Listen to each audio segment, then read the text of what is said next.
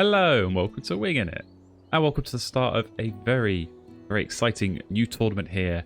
Major League Wingspan is back for another season here in 2026. So yeah, we've got a lot of games coming up. We've got 30 regular season games to be played against players from all over the world, primarily against those from our own division of Europe West. But yeah, we'll be playing other players in Europe, Asia, Oceania, and North and South America. With so many games in this tournament, I'm going to try and get as many of them recorded and featured on this channel as I can. So if you want to see those, and if you want to stay notified and up to date, then do make sure you've hit subscribe so that you get to see those videos as soon as they come out. I'll try to mix it up with some different kinds of commentary, with some live commentary and some post-game commentary.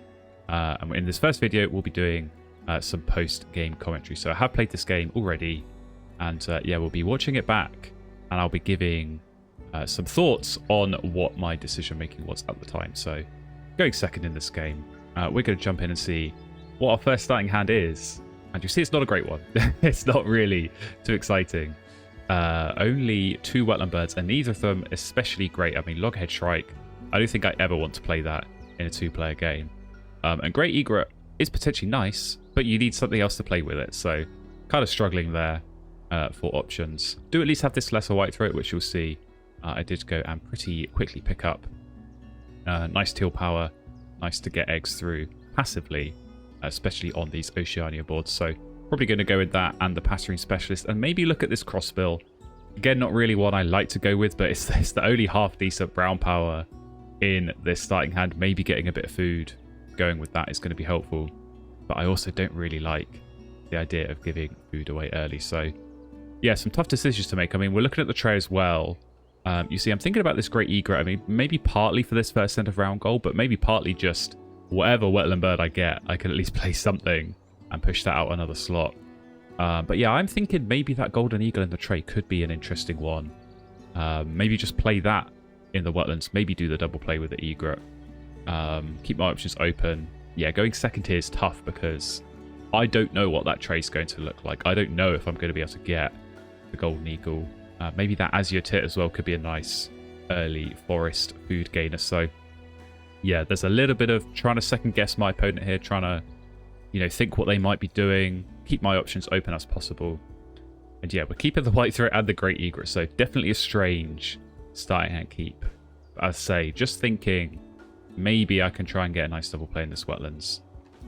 Get a second bird in, which is good for the white throat, of course. Getting 2 eggs in this round 1 is so important. So if I can do that nice and easily, and also, as I say, get the benefit of the end of round goal points, that's certainly a nice option to have. So yeah, at this point it's just waiting and seeing, you know, what's my opponent going to do. Are they going to take those birds in the tray? Because I think if they don't, which they didn't, I will be going and grabbing them. So yeah, yellow-bellied sapsucker the play, not a bad one at all. But yeah, I'm going to be grabbing these 2 birds, Golden Eagle, Azure Tit. Pretty nice ones to grab, and didn't reveal anything too strong in their place either. So yeah, I think I say my plan was always to go with the Azure Tit, so I kept the worm and the seed. I can play that, and I can very easily just take food a few times here. You know, I was hoping to grab those nectars, but rats are also fine. I will take those. I'll take a bit of fish as well.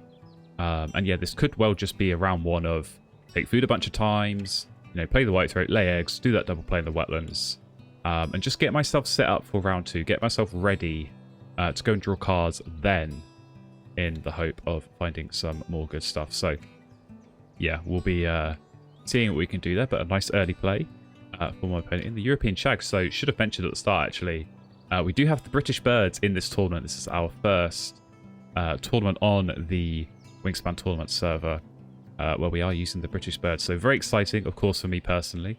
But yeah, just great to always get new birds in and experience those in the world of Wingspan. So hopefully I'll be drawing some of those myself, some of the good ones at least, later in this game.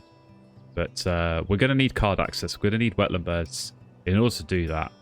And yeah, that's what we're going to be trying to do in this game. So already some early tray resets for my opponent. Very smart move, I think, to be doing that. Give yourself new options. They're pretty good for food, you know, with the shag, that's going to get some fish through with that tucking power. Sapsucker's going to get some worms. So I think in these kinds of situations, if you have the opportunity to spend food and reset the tray, It feels like a no-brainer most of the time for me. Spend that food. See what you can get. Normally works out. Unfortunately here, has revealed a mute swan for me, so I will be going for that. That is going to be, a nice one to have, no doubt. And give some direction in this game, because sometimes this happens in Wingspan. You're kind of not really sure, what avenue are you going to go down? Where's your engine coming from? Where are your points going to be scored? And sometimes you got to dig and find the options. Sometimes they fall out of the sky or off the top of the deck and into your lap. And when that happens, you don't complain. You pick them up and you move on. So, yeah, Mute Swan feels like the no-brainer play here. But not necessarily, because there are some things to think about. I have still got this end of round goal to consider. I have still got that white throat to consider. How am I going to best use that? How am I going to make sure I'm getting eggs through to score points with that? So, yeah, a few things to think about. But I think for sure, Mute Swan is always going to be a good play. It's always going to be strong.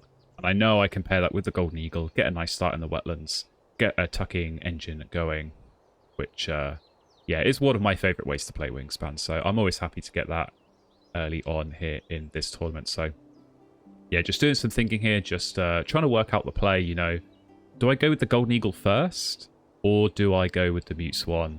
The tricky thing is, if I do go with the Golden Eagle, it's going to use my Nectar, which then means I can't use Nectar on the White Throat, and I have to maybe overpay there, and maybe have difficulty getting the Mute Swan down in round 2. Conversely, if I do just play the White Throat here, and then the Mute Swan as well, I can keep those 2 rats. I can be ready to get Golden Eagle in the game very quickly in the second round. So that's what I'm going to do here. I'm going to commit, play the Mute Swan, get that down.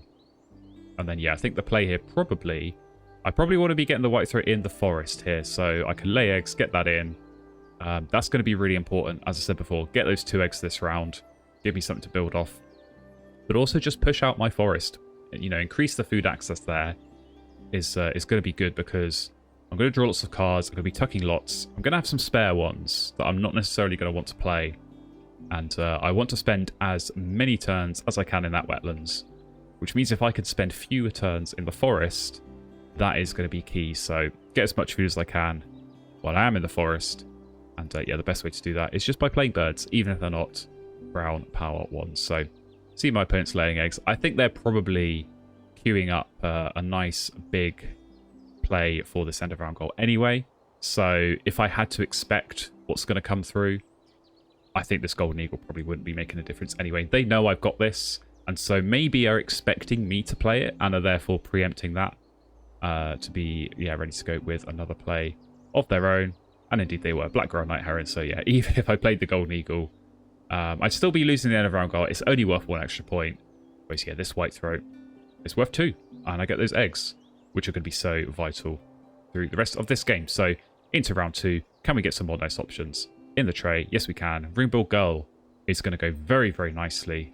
In this wetlands alongside the other tucking powers of the Mute Swan and of the Golden Eagle. So feels like pretty much a no-brainer for me to go and grab that. Obviously, go off the top of the deck first, because I can tuck and draw regardless. But I need something to put under the Mute Swan.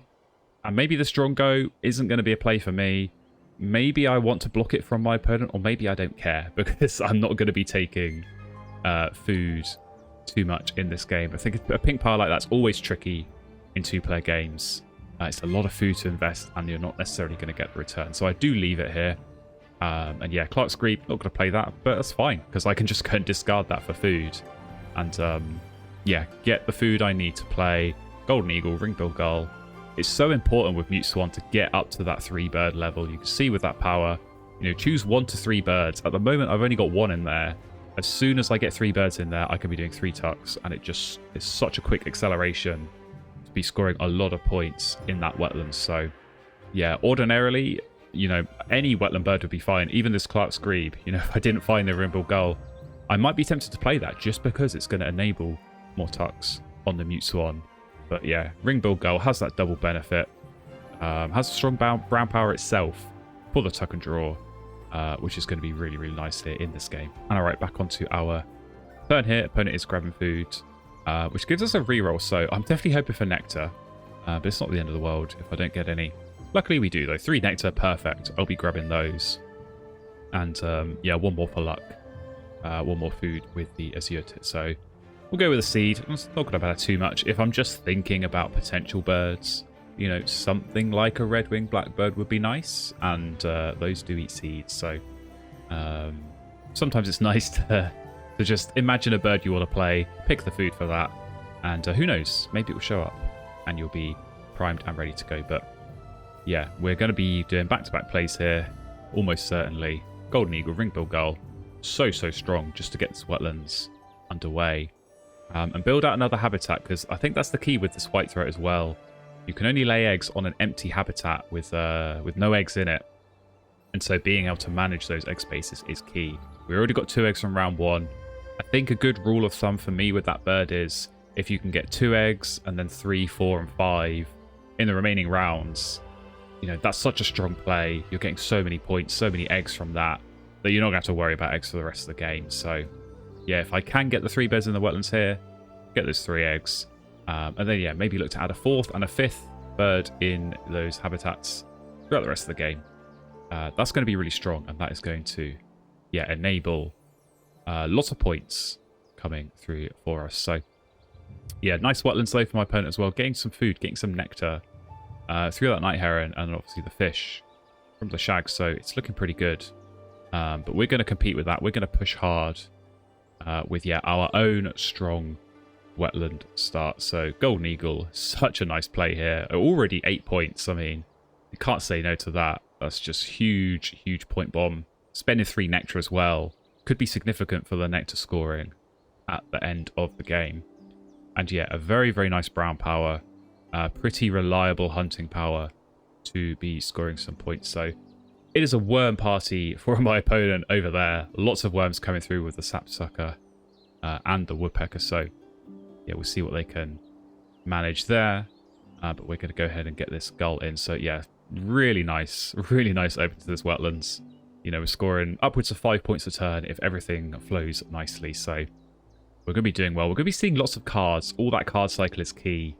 And yeah, that's going to help us find, hopefully, you know, just that final bird. I probably just need 1 more bird in this wetlands. Obviously 2 would be nice. But 1 more would be good. We're going to go off the top. We're going to find a raven and a white stork, which ordinarily, very happy to see both of those. Here, probably don't need them. So I think raven. Yeah, I think raven can get tucked here.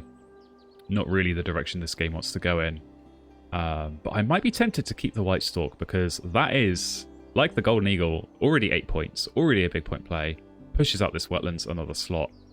But also gets more cards, which you'll see we are, you know, kind of struggling a little bit, even though I have got the 3 birds in there in the wetlands. I'm not drawing enough cards. I'm only drawing 2, so I'm going to need a little bit more support there in order to get that going more strongly. But you see, we've drawn our first British bird here of the game, Western Capercaillie. So honestly, could be a play, could be a nice option. Does help with that 3rd and round goal. Birds to the forest if we want to try and, you know, play a nice big point bird there. So something to consider, something to think about for sure. But yeah, as I say, this white stork as well could well be my play in the wetlands here. So we'll see. We'll keep an open mind. I may just dig a little bit more here, because I know I can't get the white stork in this round. I've not got the eggs, as nice as that would be. So maybe it's a case of I just keep using this wetlands, and maybe I do find that blackbird, or, you know, some other tuck and draw, tuck and lay bird for the wetlands to really, yeah, cap this off. So we'll see what we can find. So I think we are going to go and keep drawing cards. So nothing especially interesting coming up, but that is fine, because that means I've got stuff to tuck on the mute swan. So Capercaillie, I could keep it. I'm going to get rid of it. I want the points. I want the tuck. And yeah, I don't think this is really a bonus card game. Not at this moment in time. It's feeling much more like a Wetlands Engine game, rather than play loads of birds and score loads of bonus points. So yeah, if I can really target, I'll say, those wetland plays, that is going to be key for me. So another nice play for my opponent there in the Woodstalk. But yeah, we're going to go and draw cards again here and see what could come our way. East Imperial Eagle, I will take that. That gives me even more good reason to play this White Stork and get more cards coming through. So we'll be keeping that absolutely for sure. Just do the 2 tucks on the Mute Swan. And yeah, that's going to be a nice one to play later on, I think. East Imperial Eagle. Always worth having in mind in these kinds of games in particular, with that last end of round goal, cubes on player bird, that can be tough to hit when you're going for a Wetlands Engine and you've not got a lot of food. You know, you really don't want to have to go and take food to play a bird in that last round. So to have something like this East Imperial Eagle, I can basically play for free. I'm going to have those extra cards. I can just chuck that down in the last round. I want to play it anyway because it's big points. But this way, yeah, it's going to be helping me qualify for an end of round goal that can otherwise be a little bit of a nuisance to go for. So don't mind that at all. And yeah, we pick up our points, our eggs, with the white throat. So into, yeah, round number 3, and no really great birds come up in the tray, which, again, absolutely fine by me. Because I want to be getting this white stork in. So we'll be taking food, be playing that, continuing the digging, and yeah, still looking for that last wetland bird. I mean, 4 is great. We're pushing this out, getting more card access. I would still not say no to a nice tuck and lay bird, or just any kind of points generator in that final slot. I think that could be, yeah, really, really strong for us here in this game. So we'll see what come our way, but for now, we're going to go and grab food, get rid of this frogmouth. Can we get more nectar? Yes, we can. That's really nice. And yeah, take a little bit more food with this azure tit. So another 3 nectar play coming in here with the white stork. We're going to push as hard as we can. It's going to be tough because we're not really playing a big nectar game here. We're going mostly with the tucks, but you know, we're already going to have 7 nectar spent in that wetlands. That is a big number. And you know, with my opponent, I know their forest is mostly about worms. So maybe not loads of nectar is going to come through. And hopefully, yeah, we can capitalize on that and squeeze a few more points out of this setup. But yeah, you see, they've already spent 5 in the wetlands with some big plays going down. But egg access definitely seems to be the trouble here. So we have left that golden pheasant in the tray. It's one I generally don't mind my opponent playing. I'm quite happy to pick up a couple of free eggs somewhere down the line. But I would certainly be expecting them to consider going for that, get the 4 eggs through on their board, because yeah, that could be significant. That can definitely be significant on a board that doesn't have a lot of egg access. So they do pick it up, but that's fine by me. I'll be playing this white stork. So yeah, in that goes another nice strong play for this wetlands, and it's only going to help seeing more cards. We're going to be resetting the tray, and yeah, who knows, maybe we can find that final wetland bird quicker. Maybe we can find, you know, some other nice big pool plays. Maybe there's a Benelli's eagle that can partner the East Imperial Eagle, and we can look at playing both of those later in the game. Do still have this passenger specialist to think about, which has been a bit of a nuisance. Only 2 birds on that so far, so maybe some double play birds is what we're looking for. Maybe something like that is going to work out. But there goes the golden pheasant. No surprises. I think we'll probably be putting our eggs in the forest here, because wetlands feels like the habitat where I want to be using the white throat, getting 4, maybe even 5 eggs down in that wetlands. So yeah, we are going to draw cards, and honestly, I'm thinking about that Horned Lark. I am considering it. It does hit Pasturing Specialist. I am going to have extra cards left over, and my opponent has played no grassland birds. So for me, this is the perfect situation for a Horned Lark to be used. Multiple good reasons to play it. So we will pick it up and keep it as an option. Purple Heron's come up, which also not a bad one to be playing in this final wetland slot. A nice point scorer, but only 2 points. It's quite late in the game to be going for something like that. Similarly, Barn Swallow, you know, a reliable point scorer, but only 1 point bird. Not really what I'm looking for at this stage of the game. So I think I'll be tucking those. Will I be picking up the Purple Heron? Maybe. I don't think it's a good play here. I think it's too late. for a bird like that. So I can't actually remember if I pick it up or not. I kind of hope I don't, because I'd rather be going off the deck here and seeing what else comes up, because I think if I do find a bush tit, blackbird, something like that, that's going to be a much better option for me in this position. So we do leave it. We get something not quite so good, but that is fine. Yeah, hornlark. I think if that is going to help me score on passerine specialists, I think that's totally worth it to go and play that. You know, I've got the food for it, so I wouldn't even have to spend a turn going up into the forest to do that. So yeah, something for me to think about. And the timing on that could be key because, as I said, my opponent has no grass or birds at the moment. And I would expect we're going to see some come through, at least at some point in this game. So maybe if they know I've got hornlark, they might rush to play those in sooner than otherwise planned. But yeah, who knows? Who knows what the plan is? Not really seen too many good grass and birds come up in the tray. So there's not really any information there, but my opponent's still drawing cards, not grabbing food to go and play birds. So I could play hornlark, or I could hold off one more turn, which is what we're going to do here. So we'll go and take cards. Another nice big point play. Great Horned Owl, probably not going to do that here. Kia is also nice.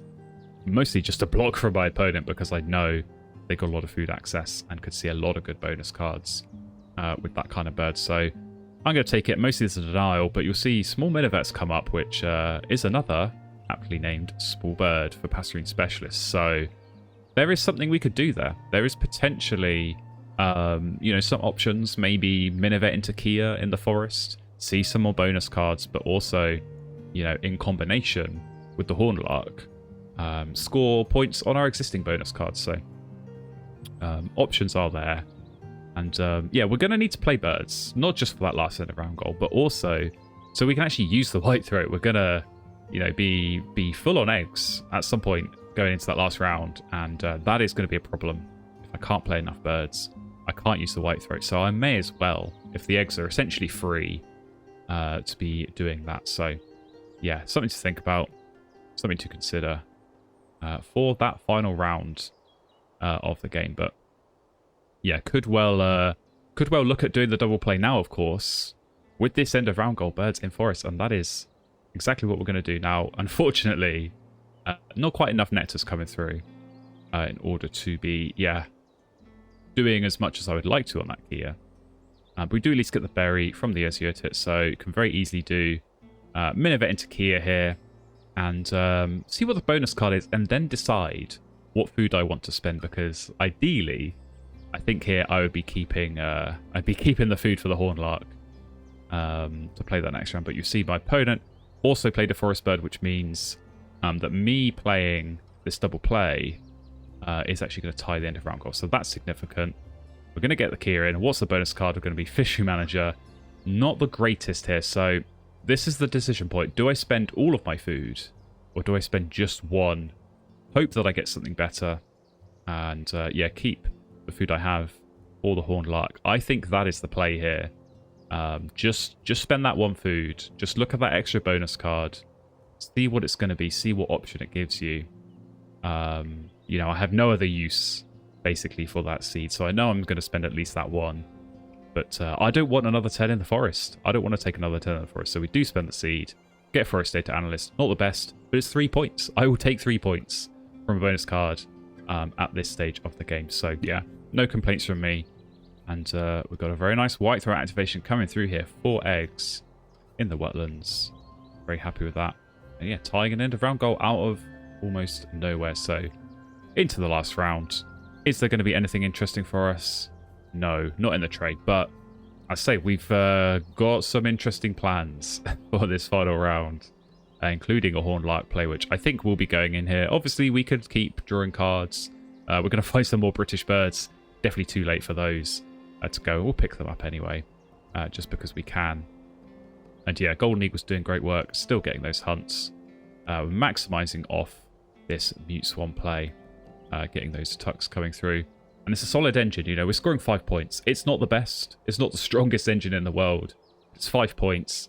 And every extra card as well is potentially a tuck on the Horned Lark, but also on the Eastern Imperial Eagle, which will definitely be going in here. So, yeah, some things to think about with this end of round goal. I think my opponent will definitely have some planning to do. They might not necessarily be expecting 2 birds to come in here, so it's quite hard. It's quite hard to play 3 birds at the end of this game, you know, when the egg axis is not really there, and maybe you've not drawn enough good birds throughout the rest of the game. So there's every chance here that just by playing 2 birds, we're going to get a tie on the end of round goal. So we do get a free card, courtesy of Santa Chocopan, which could be important. But yeah, Horned Lark, I'm getting that in now. There's no time like the present. And yeah, with all that food and all that empty space in the grasslands, I'm fully expecting at least 1, maybe 2 grassland plates to come in here. And yeah, help us score some points there. So obviously the downside here, not scoring nectar points in the grasslands. That's just how this game has gone. We've not really been heavily going for grassland nectar play. So could maybe have looked to take food for the sake of 2 points. I don't really think it's worth it here. I know I can get more points than that in my wetlands. So we'll take the loss there. But yeah, if I can squeak out the nectar win in the wetlands, that would be very, very nice. That would be totally worth it.